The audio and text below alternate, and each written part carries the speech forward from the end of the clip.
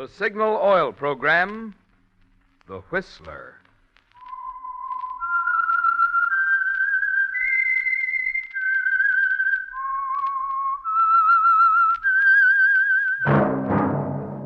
That whistle is your signal for the Signal Oil Program, The Whistler.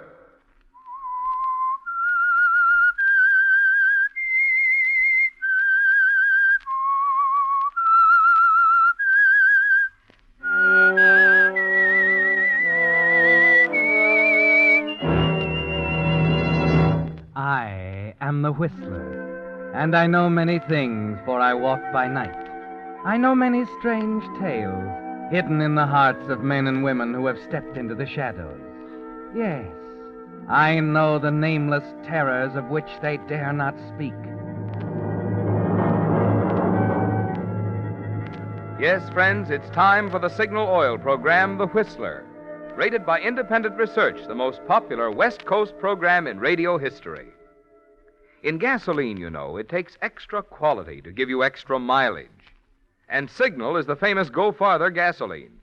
So look for the Signal circle sign in yellow and black that identifies friendly dealer-owned Signal service stations from Canada to Mexico. And now the Whistler's strange story, The Black Book.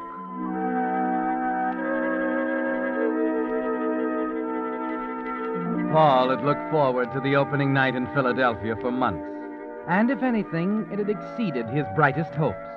In a way, it was a reward for the 4 long years of struggle since he'd come to Cecil Wenham's Ballet Arts Company as an unknown dancer from London. Yes, Philadelphia was a wonderful opening, with 5 curtain calls for him alone after Spectre of the Road.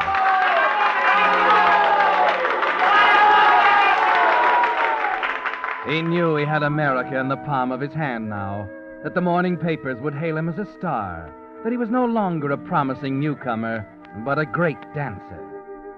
So it was ironic on that night in Philadelphia, with the applause still ringing in his ears, that Cecil Wenham should come into Paul's room and shatter his dream into 1,000 bits. Paul. Hello, Cecil. Paul, I've done it. I've signed her up. You'd better tell me tomorrow. I'm dining with some friends. A 3-year contract, exclusive, with options on 2 more. Look, Cecil. Now, I want you to meet her, Paul. She's up in my office now. All right. Who is it, Cecil? Of course, I couldn't tell you her name until now, but... Paul, we've got the greatest choreographer and ballet mistress in the business. I had a hard time persuading her to leave London. Wait a minute. London? Oh, she's been tops over there for years. Who is it, Cecil? Tell me. Catherine Valadon. Catherine Valadon. You hired Valadon? You know her? But she doesn't dance. Well, I'm buying her head, not her feet. She'll direct the company for us. She's out there now? Yes, come on. I said I was late, Cecil. Oh, come on. Did you Paul. hear me? I'm late. I don't want to talk to anybody. Now, please, leave me alone.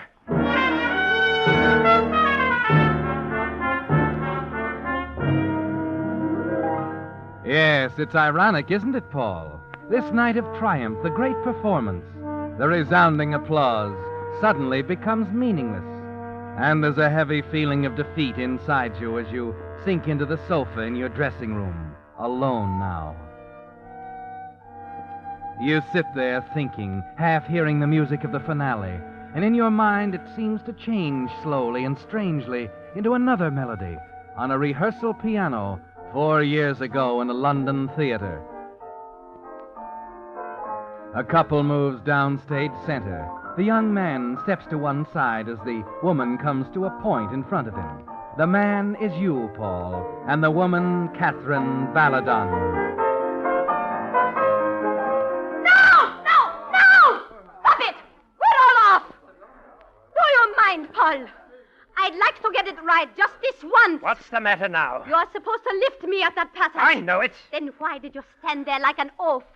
You were at least 2 beats behind me. I was following the music. That's more than I can say for you. You! Oh, wait a moment now. Quarreling won't get us anywhere. What's the trouble, Catherine? I am waiting for Paul to decide to become a dancer. Perhaps you can convince him, Mr. Brady. I am ready to give up. I'll be in my dressing room if you need me. What's the idea, Paul? She's always waiting for me to slip so she can pounce on You me. had no right to talk to her like that. Your timing was off, and you know it. No wonder it's off. I told you I can't dance with her. She's a machine, not a woman. Listen to me, Paul. I'm not going to let that phony artistic temperament of yours upset this company. You're going to her dressing room right now and apologize to her. I'll do nothing of the kind. You'll do it or leave the company. Look, Brady, that's pretty unreasonable of you. I'm dealing with an unreasonable man. Going to do as I say? Very well, Brady.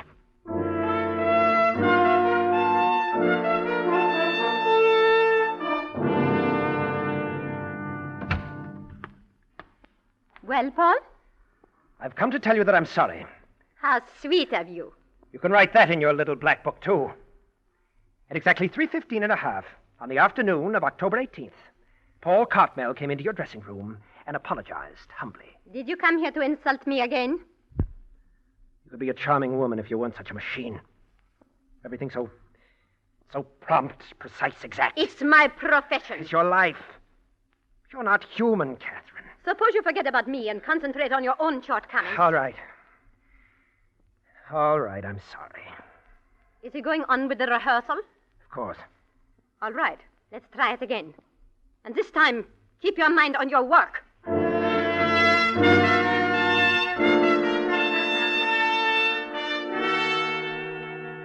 Yes, it's coming back to you, isn't it, Paul? How you walked back on the stage with her, humiliated, raging inside, trying to ignore the embarrassed faces of the rest of the cast. The pianist picked up your cue, and the two of you moved together. She was poised before you on the point, and as you moved in to lift her, a single idea took hold of you. Yes, there's a traditional hazard in the ballet, Paul. A dancer, dropped hard on a pointed toe, will never dance again. You lift her above you, higher and higher. Then, in a blind rage, you relax your hold.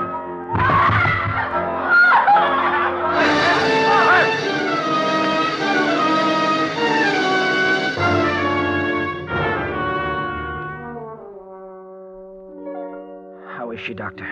I can't say yet. We're waiting for the x-rays. Is it all right for me to go in? Oh, of course. Her friends are in there with her. Thank you. You're being a wonderful sport about it all, Kathy. Why not? You don't think a little thing like a bruised toe... Oh. Hello, Catherine. Paul, what a lovely bouquet. I hope you like them. I love them, darling. It's so thoughtful of you. Catherine, I want to tell you how awful I feel. I don't know what happened. Oh, not another word now. Oh, it was an accident, Paul. Of course it was. Happens in the best of And company. they've all told me I'll be as good as ever in a week or so. Now, run along, you two. I want to talk to Paul. Sure enough. Keep it up, old girl. Goodbye, Kathy. Goodbye. See you tomorrow at 1. 1:30, dear. Visiting hours, you know. Oh, good. Put me in the black book, darling. I'm so glad you're taking it this way, Catherine. I felt like such a heel. That's just it. You are a heel. What do you mean? Do you think I'm stupid, Paul? Do you think I'm blind? Accident. Everyone's talking about my unfortunate accident. Now, just a minute. You did not slip, Paul. I felt you let me go deliberately. And don't think I've swallowed that sugar-coated nonsense about coming out of it as good as ever. I'm through as a dancer. And I know it. Do you know what it's like to be through, Paul? Do you know how it feels to lie in a hospital bed with everything behind you and nothing ahead? Well, you're going to know, Paul. I'm going to show you, if it takes the rest of my life!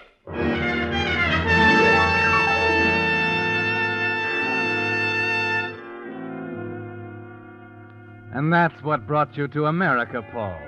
You never admitted it, even to yourself. Told yourself it was the war. Gave yourself 1,000 other reasons. But at the bottom of it was fear of a little black-eyed ballerina you knew would kill you if everything else failed her.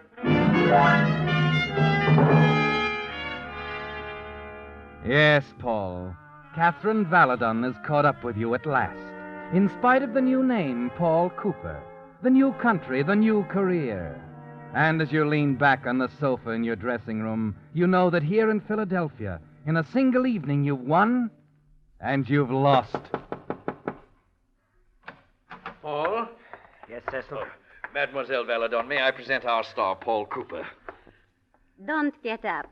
I didn't intend to. Why, Paul. Don't let it bother you, Mr. Wenham. Paul and I are old friends. We've been through a lot together in London. Haven't we, Paul? In those days, it was Paul Cartnell, though. For heaven's sake, Catherine. He's always this way when he's tired, Mr. Wenham. Well, I'd better run along. You can call rehearsal tomorrow morning at 9 sharp. Please see that no one is late. Well, taking over tomorrow, eh? Yes, Mr. Wenham. I'm taking over tomorrow.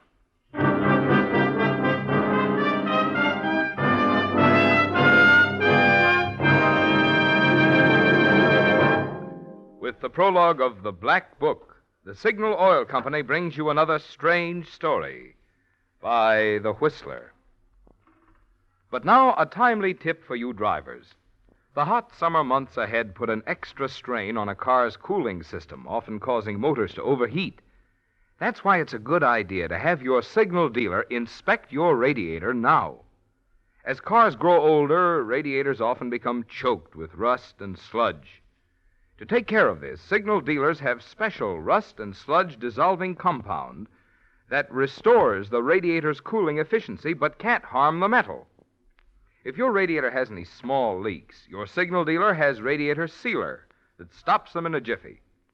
And in any case, even with new cars, it's wise to add rust preventative that protects both radiator and motor from future corrosion. You see, Signal service stations are much more than places to buy Signal's famous Go Farther gasoline and Signal Premium Motor Oil.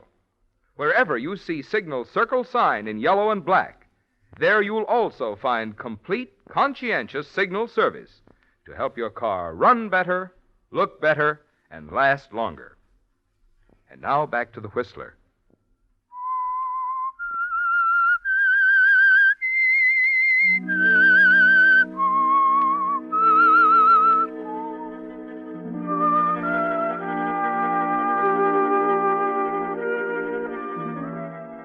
So it all came to a climax in Philadelphia, Paul, with a ballet performance of Spectre of the Rose that made all the years of struggle worthwhile.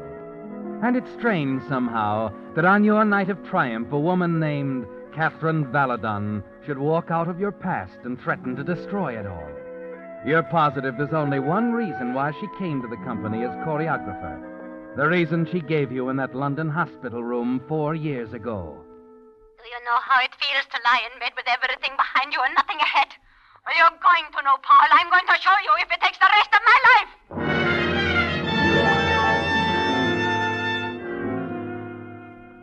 By morning, you know there's only one answer. You've got to make Wenham change his mind. I tell you it won't work, Cecil. Either Valadon goes or I do. What's happening to you, Paul? Catherine's doing such a fine job. Now, I want you to pull yourself together and start dancing. I refuse to go on tour under these conditions. Oh? Must I remind you of your contract? I don't care. Well, you'd better care. If it's violated, you'll never dance again. Never dance again. That's what she said. What? Listen, Wenham. You don't know her. She's not just trying to drive me out of the company. It's more than that. She'll stop at nothing. I don't understand you, Paul. I can't tell you anymore. But you've got to make a choice right now, Cecil. Valadon or me. But I want you both for the good of the company. However, if you force me, well, you're big, but you can be replaced. All right. All right, replace me. There are other companies. Oh, you're talking nonsense. Furthermore, your contract is not for sale. I can hold you for 2 years, even if I put you to work shifting scenery. You don't even have to dance, you know. You better run along now. Valadon's waiting for you at rehearsal.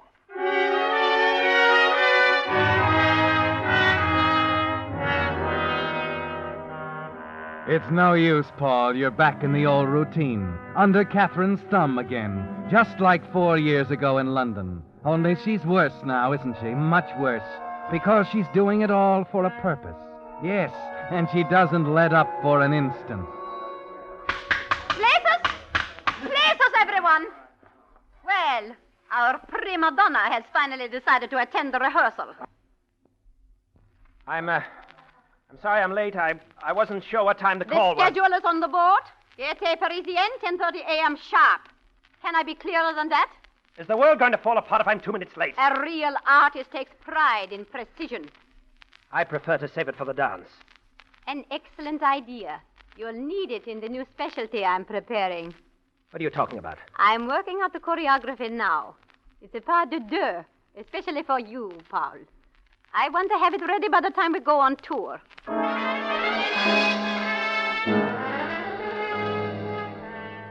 You're frantic now, not knowing what's in the back of her mind. And during the days that follow, you wonder about the special dance she's preparing. What she meant when she said it was especially for you. It becomes clear the afternoon she introduces you to Eric Ballard, a big, hulking man who'd look more at home in the wrestling ring than on a ballet stage. I meant to tell you more about Eric, Paul. He'll be an excellent supporting partner for you. Partner? Yes, in the new ballet I'm creating. Mr. Benham thinks it's very original.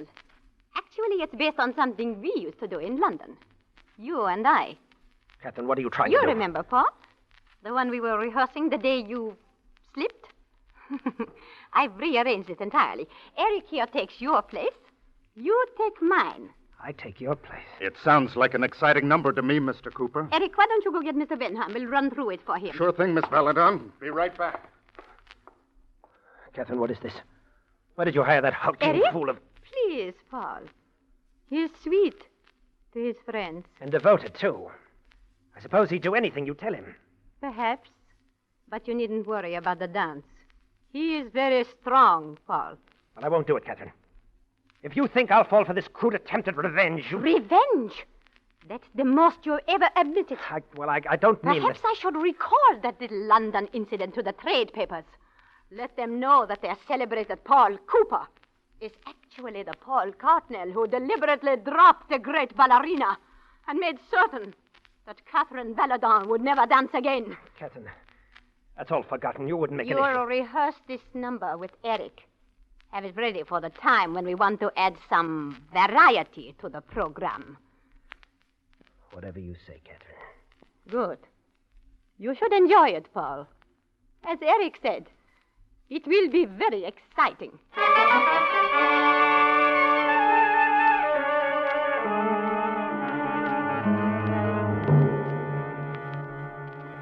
The tour that follows is a nightmare, with each new city a threat. You've rehearsed the new ballet with Eric, and all but the spectacular bit which is to be performed on a high platform. And you never know when Catherine will decide that the time is right for her revenge. She knows you're afraid, Paul. That's all part of it, keeping you in suspense this way. From Philadelphia, the company goes to Cincinnati, then St. Louis, Chicago, and on west to Denver. You expect a crisis there, but it doesn't happen. Finally, in the last night in Denver, when there's only San Francisco left ahead, you decide you can't stand it any longer, that you must face Catherine and have it out. As you approach your dressing room, you hear her talking to someone, and step back out of sight as the door opens. Come along, Eric. We'll talk while you are packing. Are we going on ahead of the rest of the company, Miss Belladon? Yes. I have to make extra arrangements. The thing we discussed, Eric, it's coming off in San Francisco. Well, I've been wondering if you changed your mind. Not in the slightest. You start after them, Paul, and then stop, confused, wondering. Through the open door of Catherine's dressing room, you catch sight of a notebook on her dressing table. The famous black book that contains every move she makes, every decision, every appointment. You hurry over to it, thumb through the pages before she comes back. It's all there, Paul. The hotel on Nob Hill where Catherine will be staying, her room number, the business meetings, a list of appointments. The last one with Eric, to end promptly at 11 tomorrow night. Then, at the top of the next page, the thing you're looking for, final rehearsal, Cooper's Specialty, Monday, 9 a.m. There's no question now, Paul. She's made up her mind. You're going to have an accident, Monday. Do you know how it feels to be through as a dancer? You're going to know, Paul. I'm going to show you, if it takes the rest of my life. There's still an alternative, of course. You can let Catherine end your career, or meet her on her own ground.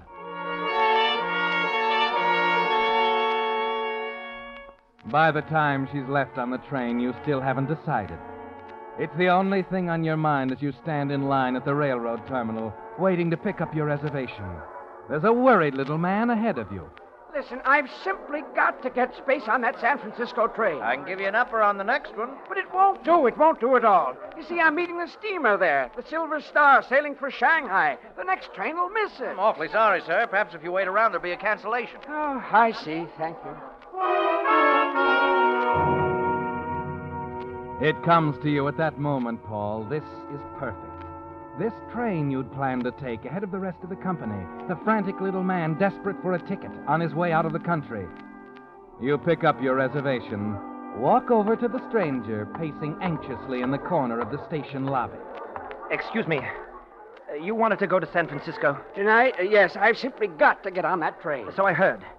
I have a ticket here I want somebody to use. Oh? I'm a traveling man, you see, and, I want my boss to think that I'm on that train. Oh, but isn't that... Nothing to it. All you have to do is travel in my name. Paul Cooper. What about it? Cooper, huh? Mister, for a place on that train, I travel as Mickey Mouse. Oh, fine. Then it's a deal. Mr. Cooper.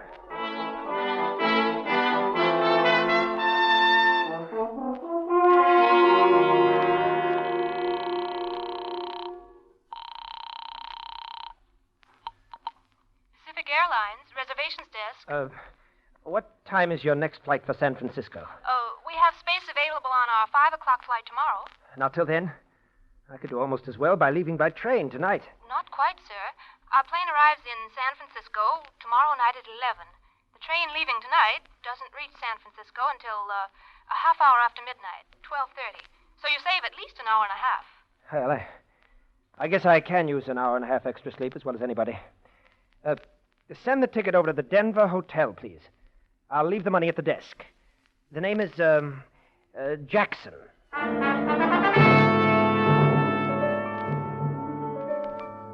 An hour and a half, Paul. That's how much time you'll have.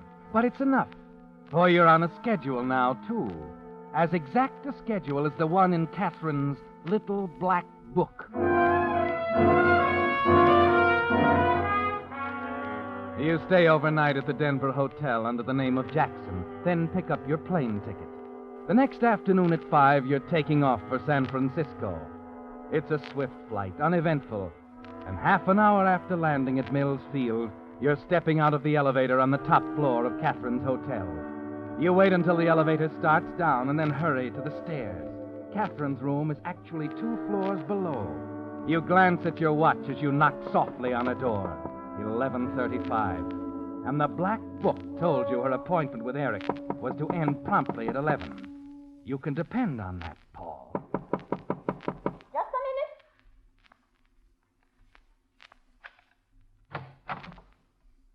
Paul, what are you doing here at this time of night? I thought you were on the train. I am on the train, Catherine. What's the matter with you? Have you been drinking? No, Catherine. What's this all about? Why have you come here? To see you. What about? Your unfinished business, Catherine. I don't want to discuss that now. Please, go, Paul. No more discussions, Catherine? The appointment's for the day over. Complete. There'll be no interruptions. What are you... Paul! Come here, Catherine. Oh, no, not the telephone. Let go of me. Paul! I'll let go, Catherine, just as I did once before. But first... Stop it, Paul! Please! Put down that candlestick! Paul!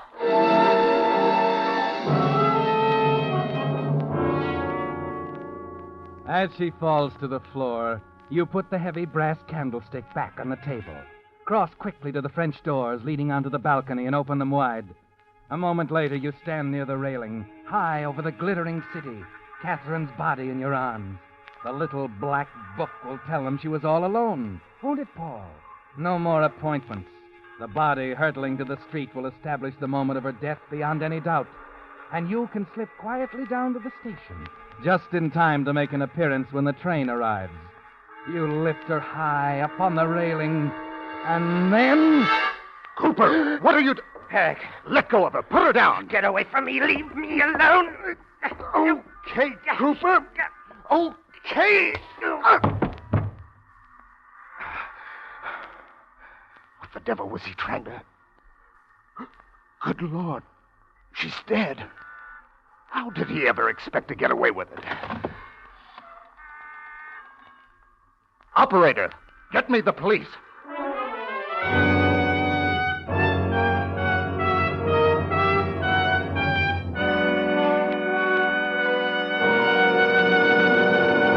The Whistler will return in just a moment with a strange ending to tonight's story.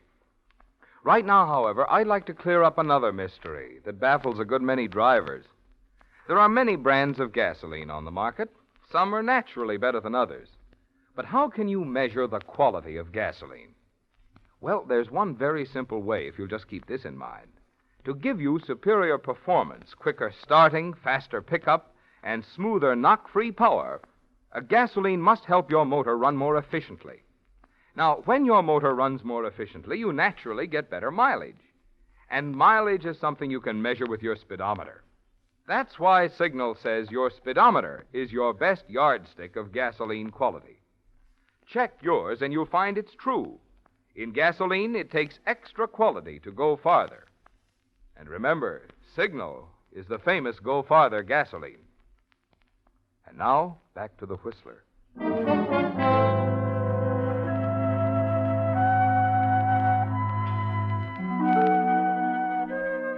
The last you remember, Paul, is the smashing blow of Eric's fist there in Catherine Baladon's hotel room on the 12th floor. Everything's quiet now. No tension, no fear. Just soft, warm blackness. No, Paul, it doesn't seem to matter now that you killed Catherine Baladon because she forced you to choose between murder and a brilliant career. And it doesn't matter either that on this night, for the first time in all the years you've known her, she failed to follow the schedule in the little black book to the minute. You open your eyes, blinking into the glare of a white light at police headquarters. Eric Ballard is talking to a quiet-faced man in plain clothes. At first, I couldn't see how he expected to get away with it. The door unlocked and everything. I got up there and walked right in. I found him about to drop the body over the balcony rail to the street. Yeah, trying to make it look like a suicide, huh? What were you doing there, Ballard? I was keeping an appointment I had with her. You were a little late for that appointment, weren't you, Eric? Yeah. Our boy's back with us. That's what did it, you know, Eric. For the first time in Catherine's life, she didn't go by the book. What's he talking about? The notebook Miss Valadon kept her appointments in. She changed the appointment, didn't she, Eric? She changed it. You knew her better than that. That book was a religion with her. She lived by it. Shh, don't tell me she lived by it. I saw that book back in Denver. Your appointment with her was to end at 11. That's where you slipped up, Cooper. No, I didn't slip up. I was too careful. I tell you, I saw it. That's not what I'm talking about. What do you mean? Take a look at your watch, Cooper. My watch? Yeah. You forgot to set it back. Huh? You see, What? Cooper, you're still on Mountain Standard Time.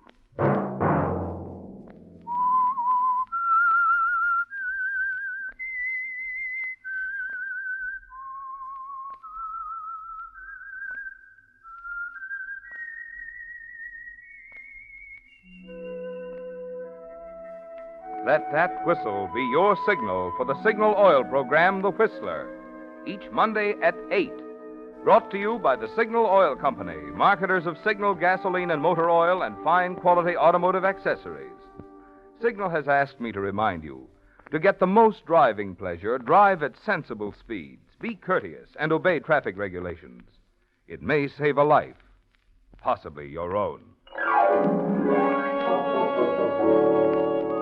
Featured in tonight's story were Jeanette Nolan and David Ellis. The Whistler was produced by George W. Allen with music by Wilbur Hatch, story by William Engvik, and was transmitted to our troops overseas by the Armed Forces Radio Service. This is Marvin Miller speaking for the Signal Oil Company. This is CBS, the Columbia Broadcasting System.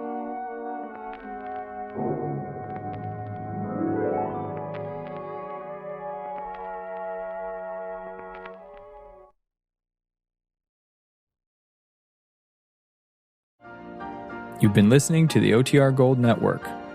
Find more classic radio at otrgold.com.